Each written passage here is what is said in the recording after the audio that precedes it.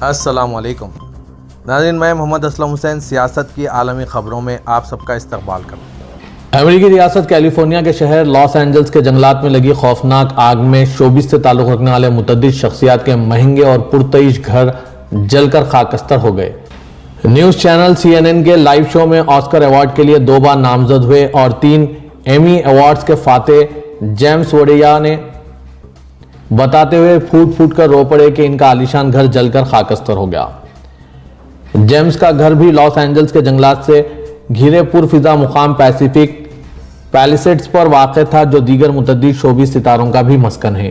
James ने interview में कहा कि यह कैसा अलमिया है, एक दिन आप घर के स्विमिंग पूल में नहा रहे होते हैं और अगले ही रोज पूरा घर आग का ढेर बन जाता है। वाज़ेह कि ये वही अमेरिकी अदाकार है जिन्होंने गाजा पर इजराइल की वहशियाना बमबारी पर खुशी का इजहार करते हुए फ़लस्तीनी नस्लकशी पर हौसला अफजाई की थी।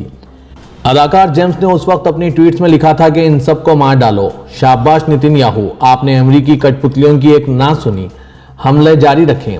CNN इंटरव्यू में जेम्स की रोते हुए वीडियो वायरल हो रही है तो सारिफिन ने अदाकार को याद दिलाया कि किस तरह वो मजबूर और बेबस गाजा के फ़लस्तीनियों पर मजालिम पर खुश हुआ करते थे। सोशल मीडिया सारिफिन ने पूछा कि जुल्म की हिमायत करने पर पछतावा तो होता होगा, बेघर होने की तकलीफ और अपने घर को अपने सामने जलता देखकर फ़लस्तीनी याद तो आए होंगे। अमेरिका के लॉस एंजल्स के इलाके में गुज़िश्ता रोज से लगी आग में कम से कम 5 अफराद हलाक और तकरीबन 1,80,000 लोगों को अपने घर बार छोड़ने पर मजबूर होना पड़ा। लॉस एंजल्स काउंटी में लगी 5 आग 29,000 एकड़ यानी तकरीबन 117 मुरब्बा किलोमीटर से ज़्यादा है। कैलिफोर्निया के महकमा जंगलात और आग से तहफ़्फ़ुज़ के मुताबिक 2 सबसे बड़ी आग पैलेसिड्स फायर और एटन फायर दोनों मंगल को शुरू हुए और जुमेरात की सुबह तक बगैर किसी रोकथाम के बिल तरतीब 17,234 एकड़ और 10,600 एकड़ तक फैल गई। पैलेसिडिक आग से कुल 300 ढांचे तबाह हुए और 13,300 से ज़्यादा ढांचे को खतरा लाहक है। जंगल की आग से 1,80,000 से ज़्यादा लोग बेघर हो चुके हैं, इमारतें तबाह हो गई है।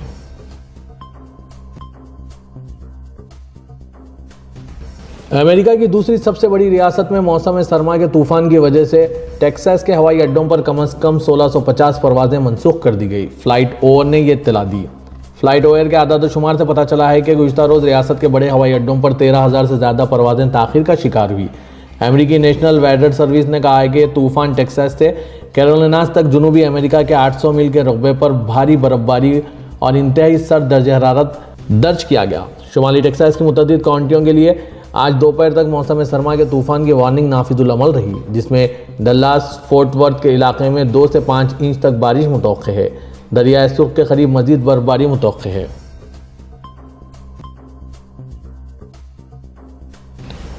अमेरिका के वज़ीर ख़ारजा एंथनी ब्लिंकन ने अपने कुछ यूरोपीय हममनसबों और सिफारतकारों के साथ मुलाकात की और शाम के ताज़ा हालात, लेबनान में तनाज़ात के खात्मा और गाजा में जंगबंदी के मौज़ूआत पर तबादला ख्याल किया। अमेरिकी वज़ारत ख़ारजा के जारी करदा बयान के मुताबिक ब्लिंकन ने इटली के दारुलहुकूमत रोम में ट्रांस एटलांटिक क्विंट के नाम से पहचाने जाने वाले ममालिक के वज़ीर ख़ारजा और सिफारतकारों से मुलाकात की। इजलास में इटली के वज़ीर ख़ारजा एंटोनियो तेजानी, बरतानिया के वज़ीर ख़ारजा डेविड लेमी, यूरोपीय यूनियन के नुमाइंदा बराए ख़ारिजा उमूर व सलामती पॉलिसी काजा कालॉस और जर्मन व फ्रांसीसी सिफारतकारों ने शिरकत की। इजलास में ब्लिंकन ने अपने हममनसबों के साथ शाम में अबूरी दौर और इलाकाई इस्तेहकाम की मौजूदा सूरत हाल के साथ साथ लेबनान और गाजा की पेशरफ्तों पर तबादला ख्याल किया। 8 दिसंबर को असद की बात से इंतजामिया के जवाल के बाद शाम में अबूरी दौर और मौजूदा सूरत हाल का जायजा लिया और शाम को पड़ोसी ममालिक के लिए खतरा बनने से बचाने के लिए ज़रूरी इक़दाम की ज़रूरत पर जोर दिया। इजलास में शाम में शहरियों के इंसानी हुकूक़ और बैनुल अक़वामी इंसानी क़वानीन के तहफ़्फ़ुज़ के लिए इक़दाम की ज़रूरत का भी इआदा किया गया। फ़लस्तीन तहरीक मज़ाहमत हमास ने ऐलान किया है कि इजराइल सिर्फ तबादला मुआहदे के जरिए ही अपने कैदी वापस ले सकता है। हमास सियासी दफ्तर के रुकन उसामा हमदान ने अलजज़ायर में मुनक़िदा प्रेस कॉन्फ्रेंस में कहा है कि इजराइल के साथ कैदियों के तबादले का मुआहदा ऐसे क़वायद पर मबनी है जिनका निफाज़ ज़रूरी है। इन क़वायद की रूह से इजराइल अपने कैदी वापस लेगा और हम अपने कैदी वापस लेंगे, लेकिन यकीनन बगैर मुआहदे के वो अपने कैदियों को जिंदा हालत में वापस नहीं ले सकेगा। हमदान ने कहा है कि इजरायली वज़ीर-ए-आज़म बेंजामिन नेतन्याहू कामयाबी के तासुर की तलाश में कैदियों की किस्मत से खेल रहे हैं। वो कैदियों की रिहाई नहीं चाहते और इन्हें मारने के ख्वाहिशमंद है, लेकिन हमास को इजराइल की ख्वाहिशात से कोई फ़र्क नहीं पड़ता। हमारे लिए अहम चीज़ हमलों का खात्मा और गाजा की पट्टी से इजराइल का इनखला है। ہمدان نے خبردار کیا ہے کہ اسرائیلی قبضے کے منصوبے فلسطینی عوام سے آگے بڑھ کر پورے خطے کے لیے خطرہ بن گئے ہیں۔ ہم قبضے کے خلاف اپنی ذمہ داری آخر تک نبھا رہے ہیں اور اپنے بھائیوں سے بھی اپنی ذمہ داریاں نبھانے کی توقع رکھتے ہیں۔ کوئی بھی غفلت صرف فلسطینی عوام کو ہی متاثر نہیں کرے گی بلکہ غفلت برتنے والی قوموں پر بھی منفی اثرات مرتب کریں گے۔ اٹلی کے وزیر خارجہ اینٹونی تیجانی سرکاری دورے پر شام پہنچ گئے۔ شام میں اپنی مصروفیات کے دوران انہوں نے دارالحکومت دمشق میں اموی جامع مسجد کی زیارت کی۔ تیجانی نے اپنے ہمراہ وفد سے مسجد سے متعلق معلومات حاصل کی۔ توقع ہے کہ وہ شام کی نئی انتظامیہ کے ساتھ بھی ملاقات کریں گے۔ اسرائیلی فوج نے کہا ہے کہ یمن میں حوثی فورسز نے اکتوبر 2023 سے اسرائیل کی طرف تقریباً 40 زمینی سطح سے مار کرنے والے میزائل اور 320 ڈرون داغے ہیں۔ حوثیوں نے غزہ میں فلسطینیوں کے ساتھ یکجہتی کا حوالہ دیتے ہوئے اسرائیل پر چھٹ پٹ میزائل اور ڈرون حملے کیے۔ اس کے جواب میں اسرائیل نے یمن میں کئی بڑے اور مہلک فضائی حملے کیے ہیں۔ اسرائیل ڈیفنس فورسز کی طرف سے جاری کردہ ایک بیان کے مطابق اس کی فضائی دفاعی صف نے زیادہ تر میزائلوں کو روک دیا۔ IDF نے کہا کہ اب تک ایک گرائے جانے والے پروجیکٹائل کی شناخت کی گئی ہے اور ساتھ ہی 2 جزوی مداخلت کے نتیجے میں علاقے میں ٹکڑے گرے۔ بقیہ میزائل مبینہ طور پر راستے میں ناکام ہو گئے۔ IDF نے کہا کہ فضائیہ نے 100 سے زیادہ ڈرون کو روکا۔ آج تک 2 مؤثر حملوں کی نشاندہی کی گئی ہے۔ اس میں مزید کہا گیا ہے کہ دیگر ڈرون کھلے علاقوں میں گرے، اسرائیلی علاقے تک پہنچنے میں ناکام رہے یا ان سے کوئی خاص نقصان نہیں ہوا۔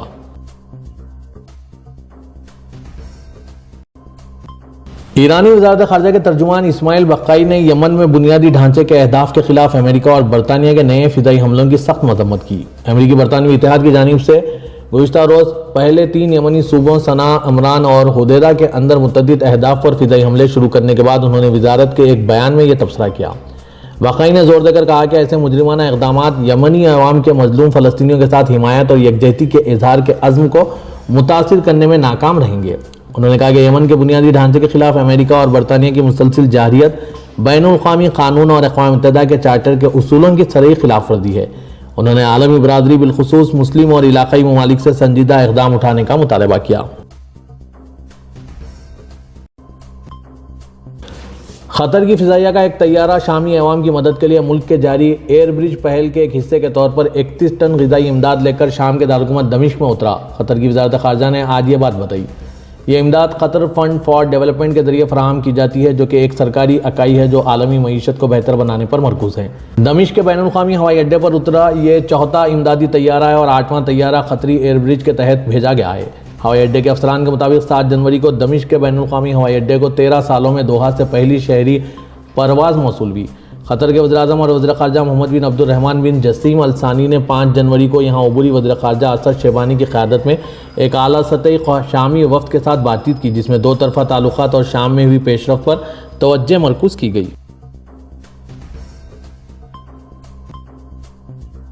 دنیا کے امیر ترین شخص ایلن مسک نے جرمنی کی انتہائی دائیں بازو کی جماعت الٹرنیٹیو فار جرمنی کے لیے اپنی مکمل حمایت کا اعلان کیا۔ فرانسیسی خبر رساں ایجنسی ادارے AFP کے مطابق ایک مرتبہ پھر یورپی سیاست میں مداخلت کرتے ہوئے سماجی رابطے کی ویب سائٹ ایکس پر لائیو سٹریم کے دوران ایلن مسک نے AFD کی رہنما ایلیسیا وائڈل کی کھل کر حمایت کی۔ ٹیسلا اور اسپیس ایکس کے سربراہ اور نو منتخب امریکی صدر ڈونالڈ ٹرمپ کے اتحادی نے ایلیسیا وائڈل کے ساتھ بحث کے دوران کہا کہ صرف AFD جرمنی کو بچا سکتی ہے، کہانی ختم۔ انہوں نے مزید کہا کہ لوگوں کو اس سیاسی جماعت کی حمایت کرنی چاہیے ورنہ جرمنی میں حالات بہت زیادہ خراب ہونے والے ہیں۔ ایلن مسک جنہوں نے گزشتہ سال ٹرمپ کو انتخابات میں کامیاب کرانے کے لیے اپنے اثر و رسوخ اور دولت کا بے پناہ استعمال کیا تھا اور اب 23 فروری کو جرمنی میں وقت سے پہلے ہونے والے انتخابات میں AFD کے لیے آواز اٹھا رہے ہیں۔ انہوں نے ایلیسیا وائڈل کو معقول شخص قرار دیتے ہوئے جرمن ووٹر سے کہا ہے کہ میں تجویز دوں گا کہ لوگ AFD کو ووٹ دیں۔ اسرائیل کی طرف سے جاری نسل کشی کی لپیٹ میں آئی غزہ کی پٹی میں زخمیوں اور مریضوں کی مدد کے لیے مختلف ممالک سے 14 ڈاکٹروں کی ایک ٹیم غزہ پہنچی ہے۔ بین الاقوامی خود مختار امدادی تنظیم رحمہ ورلڈ وائڈ کے سربراہ شادی زادہ نے غزہ میں منعقدہ پریس کانفرنس میں کہا کہ 12 جراحوں اور 2 ڈاکٹروں پر مشتمل ٹیم فلسطینی عوام کی مدد کے لیے غزہ پہنچی ہے۔ زادہ نے کہا کہ ہماری یہاں آمد کا مقصد ایک انسانی پیغام دینا اور ادویات و طبی سامان کی شدید قلت کی وجہ سے آبادی کی المناک صورتحال کو اجاگر کرنا ہے۔ انہوں نے حملے بند کرنے اور فلسطینیوں کی شرائط زندگی کو بہتر بنانے کی ضرورت پر زور دیا اور کہا کہ ہمیں جاری محاصرہ اور نسل کشی کی وجہ سے عوامی صحت اور معیار زندگی میں خرابی پر تشویش کا سامنا ہے۔ غزہ مختلف وبا اور قحط کا سامنا کر رہا ہے اور بچے بھوک اور سردی سے مر رہے ہیں۔ شادی زادہ نے غزہ میں ادویات اور طبی سامان کی فراہمی کا مطالبہ کیا اور کہا ہے کہ امداد اور طبی سامان کے بغیر ڈاکٹر زخمیوں اور مریضوں کے علاج کے لیے ضروری خدمات فراہم نہیں کر سکیں گے۔ چین سے پھیلا HMPV ہیومن میٹانیومو وائرس تیزی سے دیگر ممالک میں بھی پھیلنے کی اطلاع سامنے آ رہی ہے۔ غیر ملکی ذرائع ابلاغ کے مطابق HMPV وائرس مختلف ممالک تک پہنچ گیا ہے، جس میں ہندوستان، ملیشیا، قزاقستان، برطانیہ، امریکہ، یونان اور سنگاپور شامل ہیں۔ رپورٹس کے مطابق یہ وائرس خاص طور پر بچوں کو نشانہ بنا رہا ہے، جس سے ماہرین طب میں تشویش کی لہر دوڑ گئی ہے۔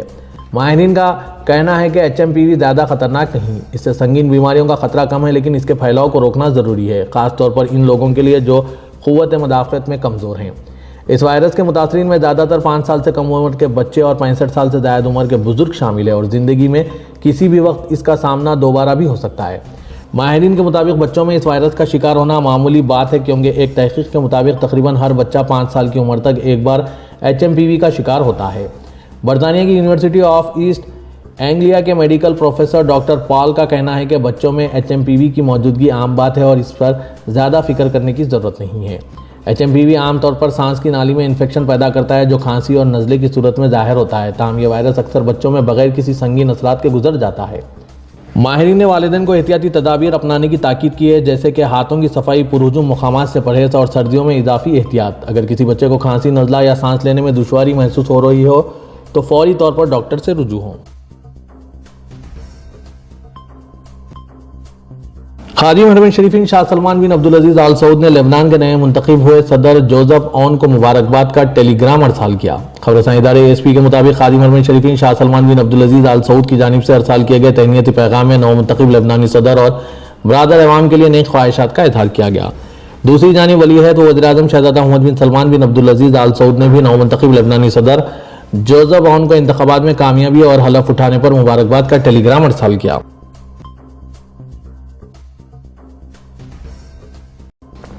پاکستان کے سابق کرکٹر اقبال سکندر نے سعودی عربین کرکٹ فیڈریشن میں جنرل مینیجر آف کرکٹ کا چارج سنبھالا ہے۔ اس سے قبل سعودی کرکٹ فیڈریشن نے اقبال سکندر کو اس عہدے پر تعینات کرنے کا باضابطہ اعلان کیا تھا۔ فیڈریشن کا اقبال سکندر کے تقرر کے حوالے سے کہنا ہے کہ یہ تقرری سعودی عرب میں کرکٹ کی ترقی اور ایک اہم اسپورٹس کے طور پر اس کی پوزیشن کو مضبوط بنانے کے لیے ہمارے عزم کو ظاہر کرتا ہے۔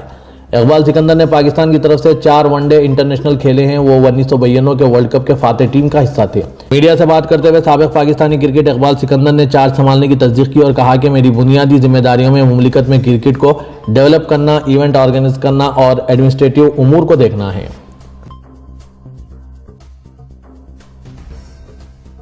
ترکیہ کے وزیر خارجہ خاقان فیدان نے شام میں دہشت گرد تنظیم داعش سے جنگ کے بہانے علیحدگی پسند دہشت گرد تنظیم PKK کی حمایت کرنے والے ممالک کے خلاف سخت رد عمل کا اظہار کیا۔ انہوں نے استنبول میں میڈیا کے نمائندوں سے ملاقات میں کہا کہ یورپ کے کچھ چھوٹے ممالک کی امریکہ کے ساتھ مل کر شام میں مخصوص آپریشن کرنے اور وہاں سے اظہار خیال کے حوالے سے اختیار کردہ پالیسیاں نہ تو خود انہیں فائدہ پہنچا رہی ہے اور نہ ہی خطے کو۔ اگر وہ امریکہ کی عدم موجودگی والے علاقے میں داخل ہو کر آپریشن کر سکتے ہیں یا وہاں فوجی قوت رکھ سکتے ہیں تو ہمیں دکھائے، ہم بھی دیکھیں گے، لیکن ہم جانتے ہیں کہ ایسا نہیں ہے۔